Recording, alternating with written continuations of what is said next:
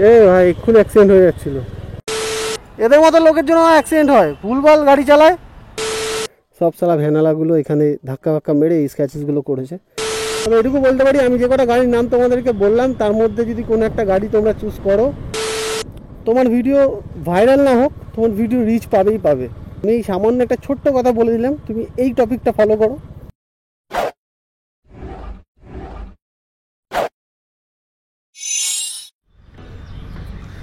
High, অনেক হলো গাড়ির রিভিউ, গাড়ির নামে বদনাম। অনেক হলো গাড়ির রিভিউ, গাড়ির নামে বদনাম। আজ করবো মোটোব্লগ র্যান্ডম।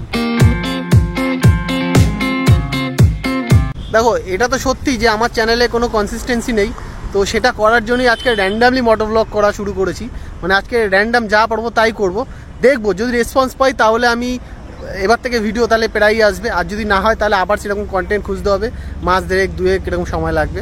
তো দেখা যাক আজকে কী হয়। আগের ভিডিওতে গাড়িটা কত নোংরা ছিল, এবার দেখো গাড়িটা জাস্ট ধোয়া মোছা করেছি, গাড়িটা কত চকচকে ঝকঝকে লাগছে, পুরো নতুনের মতোই লাগছে, খালি একটু হালকা পালিশ ফালিশ করেছি।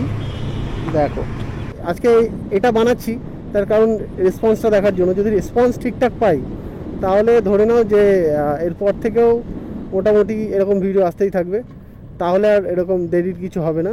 আর যদি রেসপন্স ঠিকঠাক না পাই তাহলে আবার ওয়েট করে যেতে হবে ইনফরমেটিভ একটা ভিডিও বানানোর জন্য। বাইরে জাস্ট রোদ্দুরটা দেখো তোমরা, মানে এত তাপ ভাই কলকাতায়, কি বলবো।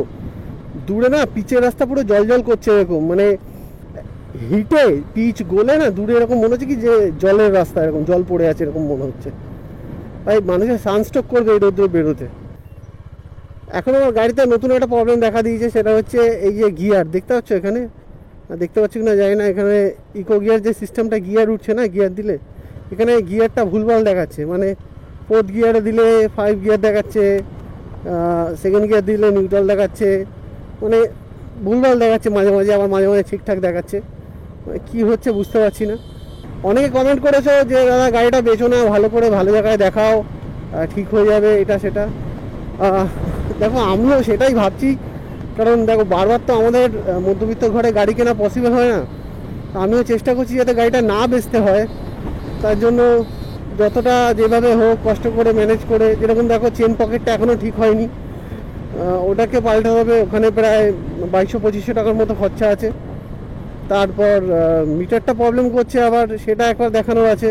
ভাবছি গাড়ির লুকিং গ্লাস দুটো খুলে দেবো।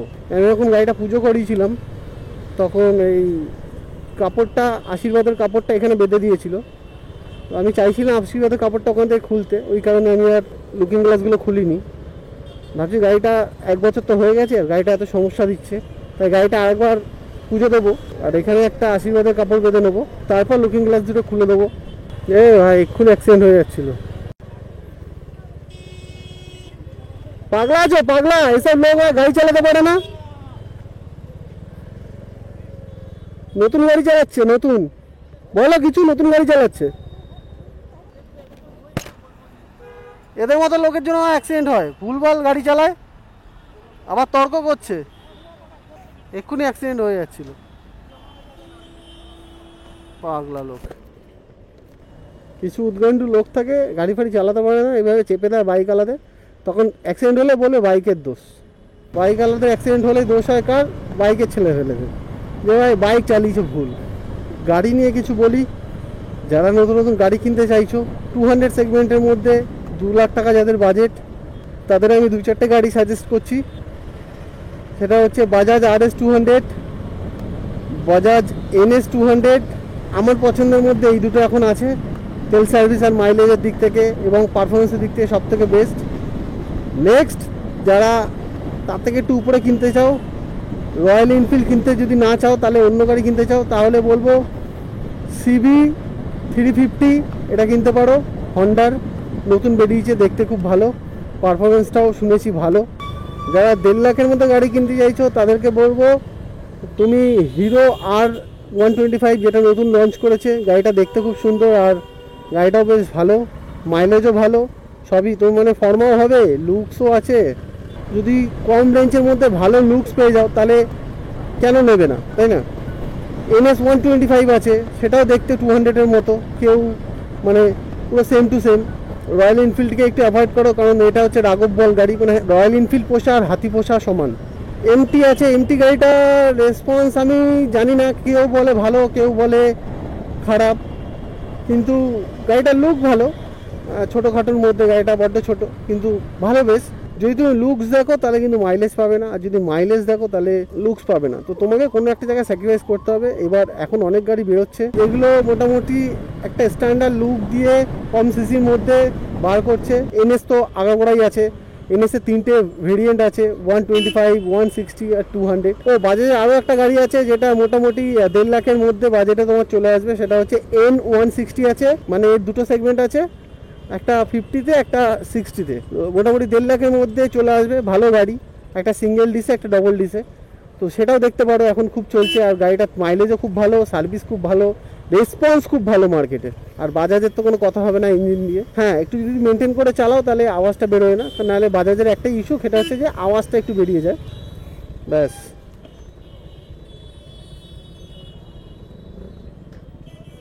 আরে হট করে হাত দেখিয়েছে, এক্ষুনি ফাইন হয়ে যাচ্ছিলো, মেরে দিয়েছিলাম পুরো। যাই হোক, হঠাৎ করে কেন গাড়ির কথা বলছি, কারণ আমাকে অনেকে প্রশ্ন করে যে কোন গাড়িটা নেওয়া উচিত এই টাকার মধ্যে, 1.5 লাখ টাকার মধ্যে বা 2 লাখ টাকার মধ্যে। বলতে পারি আমি যে কটা গাড়ির নাম তোমাদেরকে বললাম তার মধ্যে যদি কোনো একটা গাড়ি তোমরা চুজ করো, তোমাদের খুব বেশি যদি ইনকেস কোনো প্রবলেমও আসে, তোমাদের পকেট মোটামুটি ঠিক থাকবে। এরকম হবে না যে ভাই পকেট পুরো ফাঁকা হয়ে যাচ্ছে, যেটা আমি রয়্যাল এনফিল্ড এই 100-350 নিয়ে যেটা ফিল করছি। তো এইটুকু গ্যারান্টি আমি তোমাদেরকে দিতে পারি। এই কাঠফাটা গরমে যারা রাস্তার ধারে দাঁড়িয়ে দোকান থেকে চা খাচ্ছে, তারা হচ্ছে প্রকৃত চা লাভার। মদের পরে সবথেকে বেশি যেটা বিক্রি হয় সেটা হচ্ছে চা। লাস্ট 5 বছর ধরে চায়ের ব্যবসায় যেভাবে উন্নতি হয়েছে, এখন কোনো বাবা মা বলে না যে পড়াশোনা না করলে চায়ের দোকানে ভর্তি করে দেবো, কারণ ভাই এখন চায়ের দোকান ট্রেন্ডিংয়ে। চা 12 মাস সেল হবে, শীত গ্রীষ্ম বর্ষা, চাই শুধুমাত্র ভরসা। র্যান্ডম ভিডিও বানাতে সত্যি কথা বলতে আমারও কেমন বোকা বোকা লাগে, মানে জোর করে মনে হয় যে পয়সার জন্য কাজ করছি, বাট অ্যাকচুয়ালি তো না। অ্যাকচুয়ালি আমি ইউটিউবটা ভালোবেসে করি, ভালো লাগে ইউটিউবে ভিডিও বানাতে। পয়সার জন্য আমি কোনো দিনই ভাবিনি, কারণ সত্যি কথা বলতে আমার চ্যানেলে আর্নিং শুরু হয়ে গেছে অনেক দিন আগে থেকে। হ্যাঁ, স্লো আর্নিং হয়, কারণ যেহেতু চ্যানেলে ভিডিও দিই না, অনেকদিন পর পর দিই, তো সেক্ষেত্রে আর্নিং খুব বড্ড স্লো হয়। কিন্তু যদি আমি সত্যি পুরো প্রপার মানে সপ্তাহে 2-3টে করে ভিডিও দিতাম, তাহলে তো আর্নিংটা বাড়তো, বলো। বাট আমি কোনোদিনই সেইভাবে ভাবিনি আর্নিং নিয়ে। শুধু আর্নিংয়ের জন্য আমি কোনোদিনই কাজ করিনি ইউটিউব থেকে। আমার আগাগোড়া ইউটিউবে ভিডিও বানাতে ভালো লাগতো, তাই বানাই। কেউ যদি যারা নতুন করছো ভাবছো যে আমি আর্নিং করবো, এটার জন্য যদি করে থাকো তাহলে বোকামি করছো, কারণ ইউটিউব থেকে হ্যাভও কিছু আর্নিং হয় না। আর্নিং হয় স্পন্সরশিপে। স্পন্সরশিপ তখনই আসবে যখন তুমি একটা ভালো কোয়ালিটি কন্টেন্টের ভিডিও বানাবে, যখন তোমার ভিডিওতে যে এঙ্গেজমেন্টটা হবে সেটা একদম র এঙ্গেজমেন্ট, মানে একদম যেটাতে লোকে তোমাকে অ্যাপ্রিসিয়েট করবে এবং প্রচুর লোকের এঙ্গেজমেন্ট থাকবে সেইগুলো। এবার তুমি ধরো র্যান্ডামলি ভিডিও বানিয়ে যাচ্ছ, এ গাইজ আমি পান্তা ভাত খাচ্ছি, এ গাইজ আমি বিরিয়ানি খাচ্ছি, তো সেগুলোতে কী হয় না, এঙ্গেজমেন্টটা কম হয়, 2 মিনিট 2.5 মিনিট দেখে লোকে বেরিয়ে যায়। রেশিওটা যেটা ভিউয়ের রেশিও, সেটা অনেক কম হয়। সেই জায়গা দাঁড়িয়ে তুমি কিন্তু শুধু রেভিনিউ পাবে, তুমি কিন্তু কোনো স্পন্সরশিপ পাবে না। এবার রেভিনিউ এতটাও হাই নেই ইউটিউবে যে তুমি সেটা থেকে কামিয়ে খালি আর কোনো চাকরি করতে হবে না। হ্যাঁ, তুমি মাসে কটা ভিডিও দেবে? 10টা দেবে। পার ভিডিওতে তোমার যদি $10 করেও হয়, কত হলো? 10টা ভিডিওতে 10-10 কে $100, মানে 7,000 টাকা। 7 কি 8,000 টাকা। তো 7-8 হাজার টাকা দিতে তুমি হ্যাপি হয়ে যাবে। তো রেভিনিউ এইভাবে জেনারেট হয়। রেভিনিউর পেছনে দৌড়ানো মানে বোকামো। তাই আমি বলবো, যারা ভিডিও নতুন নতুন বানাচ্ছ, টাকা পয়সার ইনকামের জায়গাটা একটু সাইডে রেখে মোটামুটি তুমি আগে যে কী কোয়ালিটির ভিডিও বানাবো এবং আমি যে ভিডিওটা বানাবো সেটা সত্যি কারো কাজে লাগবে কি না সেটা ভেবে ভিডিও বানাও। আমি তোমাকে বলছি যে তোমার ভিডিও ভাইরাল না হোক, তোমার ভিডিও রিচ পাবে। তোমাকে এর আগে প্রচুর লোক তো বলেছে যে এইভাবে ভিডিও বানাও, এইভাবে ভিডিও বানাও। আমি সামান্য একটা ছোট্ট কথা বলে দিলাম, তুমি এই টপিকটা ফলো করো। লোক তখনই তোমার ভিডিও দেখবে যখন লোকের উপকার হবে। তোমার ভিডিও দেখে যদি লোকের কোনো উপকার হয়, তখনই তোমার ভিডিওটা লোকে দেখবে। এবার তুমি প্রথম ভিডিও বানাচ্ছ যেটাতে তুমি খাচ্ছ, তুমি মজা করছো, লোকের তাতে কিছু যাই আসে না, লোকে কেন দেখবে? এমন কিছু ভাবো যেটা মিডিল ক্লাস থেকে হাই ক্লাস সবার জন্য প্রযোজ্য।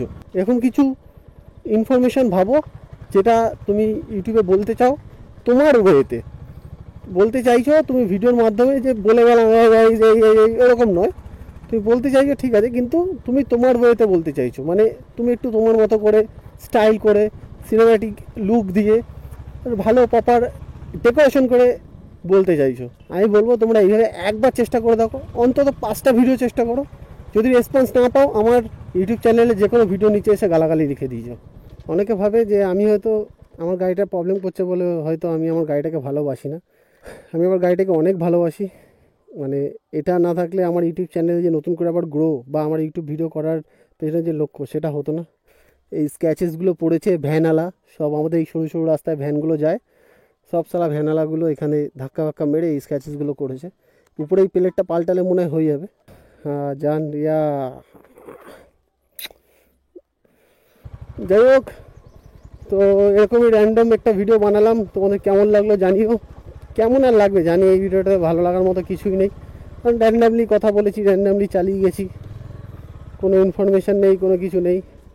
তবুও যদি আমার চ্যানেলে তোমার ভিডিও দেখতে ভালো লাগে তাহলে একটা লাইক করে দিও প্লিজ।